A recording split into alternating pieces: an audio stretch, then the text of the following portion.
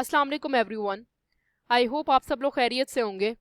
इस वीडियो के अंदर हम लोग डिस्कस करेंगे unit 4 of class 9th national book foundation के अंदर, जिसका नेम है nothing is impossible, the construction of spectacular Brooklyn bridge. Let's start. हम इसकी लाइन बाय लाइन स्टडी करते हैं और देखते हैं कि इस पूरे चैप्टर या यूनिट के अंदर क्या बताया जा रहा है। So the Brookline Bridge is one of the oldest suspension bridge in the United States. So ये जो ब्रिज है ब्रुकलाइन ब्रिज, ये सबसे पुराना ब्रिज है यूनाइटेड स्टेट्स के अंदर। It connects New York boroughs of Manhattan and Brooklyn by spanning the East River. तो ये बेसिकली इन दो जगहों को कनेक्ट करता है, न्यूयॉर्क बोरोज को, ठीक है, and Brooklyn by spanning East River की साइड पे। It was the longest suspension bridge in the world from opening until 1903 and the first ever steel wire suspension bridge. तो बेसिकली ये steel से बना हुआ है, इसलिए पहला ब्रिज है जो स्टील से बना है। Since it's opening it has become an iconic part of the New York skyline. ठीक है, ये सबसे बड़ा, सबसे आइकॉनिक, मतलब बहुत फेमस एक पार्ट बन गया न्यूयॉर्क स्काईलाइन के अंदर, एक आइकॉनिक पार्ट बन गया। It was designated at national historic landmark in 1964। मतलब इसको तारीख के अंदर भी रकम किया गया है कि ये बहुत ही बड़ा ब्रिज है और बहुत बड़ा कारनामा अंजाम दिया गया है। It all started with a wild, crazy, strange looking, strictly speaking, prima facie a mad dream of a creative engineer name John Roebling. ये सबसे एक स्टार्ट हुआ एक इंजीनियर के नाम था जिसका जॉन रॉयबलिंग। वो एक पागल, एक अजीब सा बंदा है जिसने ये चीज़ सोची, इसे ये ख्वाब लिया।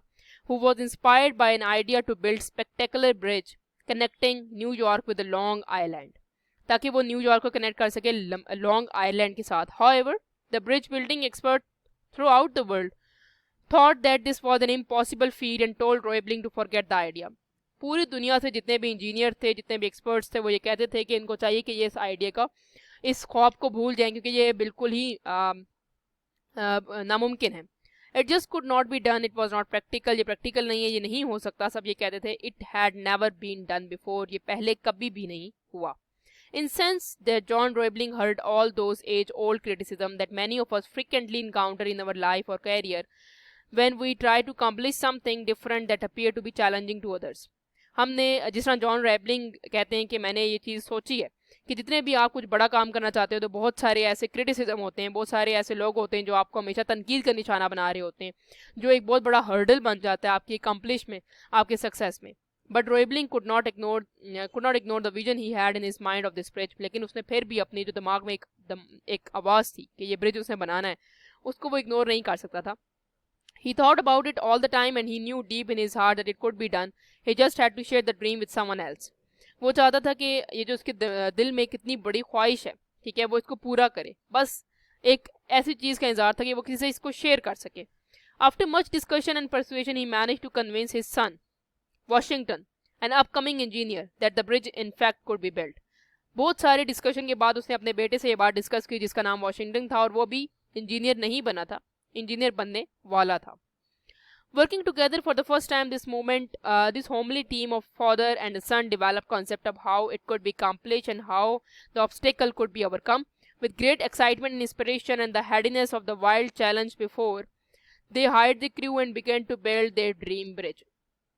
दोनों बाप और बेटा इकट्ठे काम करने लग गए और जितने भी रास्ते में आने वाली रुकावटें थी उसको ओवरकम करने लगे, और इन्होंने एक टीम और एक क्रू हायर किया ताकि उनके एक ख्वाब को पाया तकमील तक पहुंचाया जा सके। कंस्ट्रक्शन बिगेन ऑन 3 जनवरी 1870 के अंदर कंस्ट्रक्शन शुरू हो जाती है। The project started well but when it was only a few month underway, tragic accident on the side appeared to have shattered the dream. एक एक्सीडेंट हो जाता है साइट के ऊपर जहां पर काम चल रहा होता है, जिसने इस तमाम तर ख्वाबों को तोड़ दिया होता है। John Roebling foot slipped into a group of pylon from the shake of incoming ferry. This badly crushed his toes. उसका टखना जो होता है वो टूट जाता है, causing those toes to be amputated। क्या होता है कि उसके टोज को, इसके शायद फुट को ही काटना पड़ जाता है, leaving him incapacitated। ठीक है, तो बेसिकली उसको बिल्कुल ही बेजारों मददगार छोड़ दिया जाता है, मतलब वो बिल्कुल अकेला महसूस करने लगता है। He later died of an infection released to his injury and leaving his son Washington Roebling in charge of the bridge। तो बेसिकली जॉन रॉयबलिंग की डेथ हो जाती है क्योंकि उनकी बॉडी में इन्फेक्शन बहुत फैल जाती है उस ऑपरेशन के बाद। The actual construction started under the younger Roebling. असल में जो कंस्ट्रक्शन शुरू होती है वो उनके बेटे वॉशिंगटन स्टार्ट करते हैं. नॉट लॉन्ग आफ्टर इंजरी, ठीक है, असल जो कंस्ट्रक्शन है उन्होंने स्टार्ट की.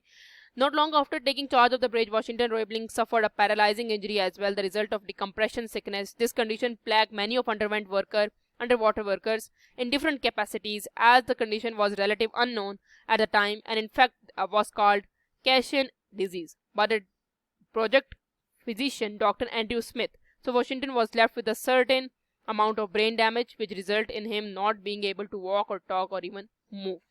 ऐसे क्या होता है कि भाई दोबारा जो उनके बेटे हैं, जॉन रॉयबलिंग के बेटे वॉशिंगटन को एक अटैक आता है जिसकी वजह से वो उनके जो फिजिशियन है वो कहते हैं कि ना ये बोल सकते हैं ना चल सकते हैं, ठीक है. उनका जो डैमेज हो चुका है दिमाग, ठीक है, जिसकी वजह से उनके पास अब बहुत जो है ना लिमिटेड हो गया है हर चीज़. That is it. The critics were only waiting for such things to happen. Critics जितने भी जो तनकीद कर रहे थे वो तो चाहते थे कि भाई ये टाइम आए. We told them so, crazy man and the crazy dream. पागल बंदा और उसके पागल ख्वाब. It is foolish to chase wild dream. ये कितनी बेवकूफ़ी है कि इस तरह से आप वाइल्ड विजन्स रखो अपने पास. Everyone has a negative comment to make, felt that the project should be scrapped since the Roebling were only one who know the bridge could be built. क्योंकि रॉयबलिंग जो वॉशिंगटन रॉयबलिंग है सिर्फ उन्हीं को पता था ये कैसे बना सकते हैं, ठीक है, जो उनके बाप जो है उनके फादर जो है उनको दे के गए थे ये चीज़. In spite of this handicap situation, Washington never discouraged and still had a burning desire to complete the bridge, and his mind was still as sharp as ever. उनके अंदर ये डिज़ायर अभी भी मौजूद था कि मैं ये कंप्लीट करूंगा. उनका दिमाग अभी भी उसी तरह तेज था जैसे पहले था. He tried to inspire and pass on the enthusiasm to some of his friends, but they were too daunted by the task. वो चाहते थे वो किसी दोस्त को अपने ये बात बताएं, ये टास्क दें, लेकिन सारे उनके जो दोस्त थे वो बहुत डरते थे इस चीज़ से. Mr. Washington was on his bed in his hospital, with the sunlight streaming through the window. A gentle breeze blew the flimsy white curtain apart, and he was able to see the sky and tops of the tree outside for just a moment. It seems that there was a message for him not to give up. वो बाहर देख रहे थे, बाहर से हवा आ रही थी, लाइट पड़ रही थी उनके बेड के ऊपर हॉस्पिटल के अंदर, तो उनको ये आइडिया मिला कि मैं हार नहीं मान सकता. Suddenly an idea hit him. All he could do was move one finger, and he decided to make the best of it. It was just similar to visualizing the silver line in the midst of dark cloud. मतलब जब जहाँ पर हर hope जो होता है वो shattered हो जाता है, वहाँ तब भी आपको होप रखना चाहिए. And imagine whom he thought of a possible helping hand. She was none other than his better half. ठीक है, उनको लगा कि अब किसी और को बताने से बहुत बेहतर है कि वो अपनी वाइफ को बताएं जो उनका हेल्पिंग हैंड हो.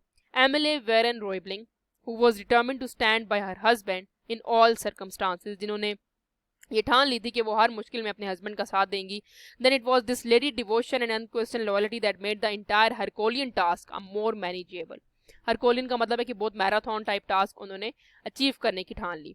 The Brooklyn bridge might not have been built had it not been for assistance of Emily Van Roebling, who provided the critical written link between her husband, Washington Roebling, chief engineer, and engineers on site. Under her husband's guidance, Emily has studied higher mathematics, the calculation of catenary curves, the strength of material, bridge suspension specification, and the intricacies of cable construction. She spent the next 11 years assisting Washington Roebling in the supervision of the bridge construction. तो basically उन्होंने अपने husband की supervision के अंदर ये सब चीज़ें सीखी, मैथमेटिक्स, ब्रिज की सस्पेंशन स्पेसिफिकेशन क्या होती हैं, ठीक है जी, और उनकी सुपरविजन के अंदर 11 ईयर्स में उन्होंने सारा कुछ असिस्ट किया. By moving his finger, Washington started exchanging with his wife and slowly develop a code of communication with his wife. वो अपनी हल्की सी फिंगर जो है ना हिलाते थे मिस्टर रॉयबलिंग, वॉशिंगटन रॉयबलिंग, तो उनकी वाइफ जो है वो समझ आ रही थी कि वो क्या कहना चाह रही. He touched his wife's arm with that finger, indicating to her that he wanted her to call that engineer again. वो अब हल्का सा आर्म थपथपाते थे उनकी वाइफ का, क्योंकि वो बोल तो सकते नहीं थे, और वो ये कहना चाह रहे थे कि इंजीनियर्स को दोबारा बुलाया जाए. Then he used the same method of tapping her arm to tell the engineer what to do. वो अगेन इसी तरह करते थे ताकि इंजीनियर्स को बताया जा सके कि क्या करना है. It seemed foolish, but the project was underway again. For 13 years, Washington tapped out his instruction with his finger on his wife's arm. अपनी जो वाइफ है उनके बाजू पर वो थपथपाते थे, एक फिंगर लगा देते थे तो उनकी वाइफ समझ जाती थी. Until the bridge was finally completed. 13 साल वो यही करते रहे और ब्रिज कंप्लीट हो गया. The Brook Line was opened for use on 24 May 1883. 1883 24 मई को ओपन कर दिया गया. The name of John Roebling, Washington Roebling and Emily Warren Roebling was inscribed on the structure as its builder. उनका नाम वहाँ पर मेंशन कर दिए गए, इन तीनों के बड़े बड़े नाम. Today the spectacular Brook Line Bridge stand in all its glory as a tribute to the triumph of one man indomitable spirit and his determination not to be defeated by circumstances. कि अगर कोई भी situation हो वो आपको हरा नहीं सकते अगर आप खुद ना हार मान जाओ, ठीक है. तो ये एक स्पेक्टेकुलर ब्रिज हमें शो कर रहा है. अब हम मॉरल लेसन इसका पढ़ लेते हैं कि वो क्या है. We must understand that success always has many father. Success के बहुत सारे बाप होते हैं. While failure is orphan. Failure जिसका कोई वाली वारिस नहीं होता.